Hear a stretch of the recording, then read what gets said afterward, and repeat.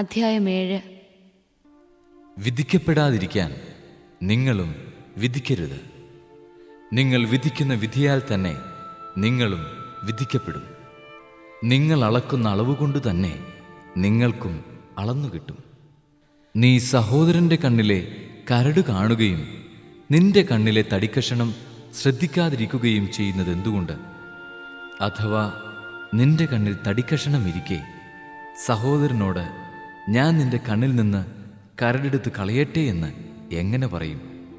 കപടനാട്യക്കാര, ആദ്യം സ്വന്തം കണ്ണിൽ നിന്ന് തടിക്കഷണം എടുത്തു മാറ്റുക.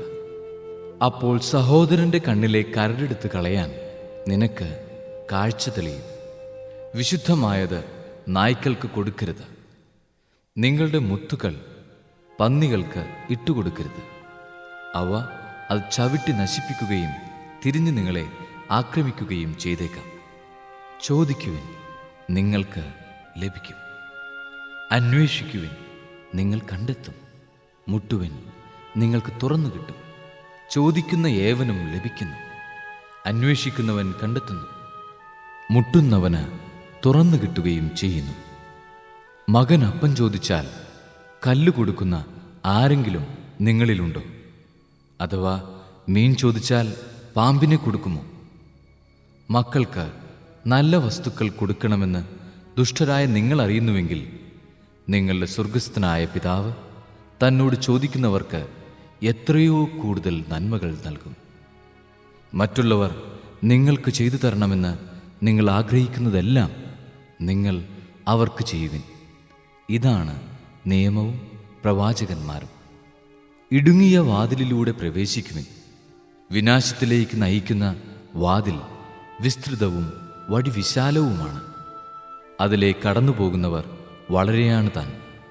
എന്നാൽ ജീവനിലേക്ക് നയിക്കുന്ന വാതിൽ ഇടുങ്ങിയതും വഴി വീതി കുറഞ്ഞതുമാണ്. അത് കണ്ടെത്തുന്നവരോ ചുരുക്കം. ആടുകളുടെ വേഷത്തിൽ വരുന്ന വ്യാജപ്രവാചകന്മാരെ സൂക്ഷിച്ചുകൊള്ളുവിൻ. ഉള്ളിൽ അവർ കടിച്ചു ചീന്തുന്ന ചെന്നായ്ക്കളാണ്. ഫലങ്ങളിൽ നിന്ന് അവരെ മനസ്സിലാക്കാം. മുൾച്ചെടിയിൽ നിന്ന് മുന്തിരിപ്പഴമോ ഞെരിഞ്ഞിലിൽ നിന്ന് അത്തിപ്പഴമോ പറിക്കാറുണ്ടോ? നല്ല വൃക്ഷം നല്ല ഫലവും ചീത്ത വൃക്ഷം ചീത്ത ഫലവും നൽകുന്നു. നല്ല വൃക്ഷത്തിന് ചീത്ത ഫലങ്ങളോ ചീത്ത വൃക്ഷത്തിന് നല്ല ഫലങ്ങളോ പുറപ്പെടുവിക്കുവാൻ സാധിക്കുകയില്ല. നല്ല ഫലം കായ്ക്കാത്ത വൃക്ഷമെല്ലാം വെട്ടി തീയിലെറിയപ്പെടും. അവരുടെ ഫലങ്ങളിൽ നിന്ന് നിങ്ങൾ അവരെ അറിയും. കർത്താവേ, കർത്താവേ എന്ന് എന്നോട് വിളിച്ചപേക്ഷിക്കുന്നവനല്ല, എൻ്റെ സ്വർഗസ്ഥനായ പിതാവിൻ്റെ ഇഷ്ടം നിറവേറ്റുന്നവനാണ് സ്വർഗരാജ്യത്തിൽ പ്രവേശിക്കുക. അന്ന് പലരും എന്നോട് ചോദിക്കും, കർത്താവേ, കർത്താവേ, ഞങ്ങൾ നിന്റെ നാമത്തിൽ പ്രവചിക്കുകയും നിന്റെ നാമത്തിൽ പിശാചുക്കളെ പുറത്താക്കുകയും നിന്റെ നാമത്തിൽ നിരവധി അത്ഭുതങ്ങൾ പ്രവർത്തിക്കുകയും ചെയ്തില്ലേ?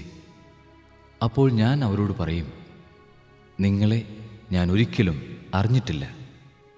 അനീതി പ്രവർത്തിക്കുന്നവരെ, നിങ്ങൾ എന്നിൽ നിന്ന് അകന്നു പോകുവിൻ. എൻ്റെ ഈ വചനങ്ങൾ ശ്രവിക്കുകയും അവ അനുസരിക്കുകയും ചെയ്യുന്നവൻ പാറമേൽ ഭവനം പണിത വിവേകമതിയായ മനുഷ്യന് തുല്യനായിരിക്കും. മഴ പെയ്തു, വെള്ളപ്പൊക്കമുണ്ടായി, കാറ്റൂതി, അത് ഭവനത്തിന്മേൽ ആഞ്ഞടിച്ചു.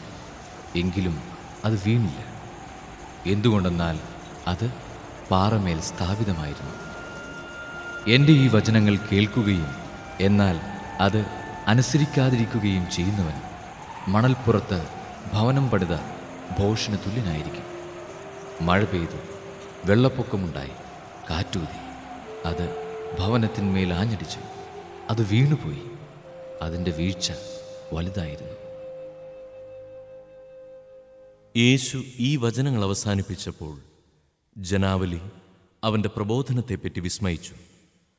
അവരുടെ നിയമജ്ഞരെ പോലെയല്ല, അധികാരമുള്ളവനെ പോലെയാണ് അവൻ പഠിപ്പിച്ചത്.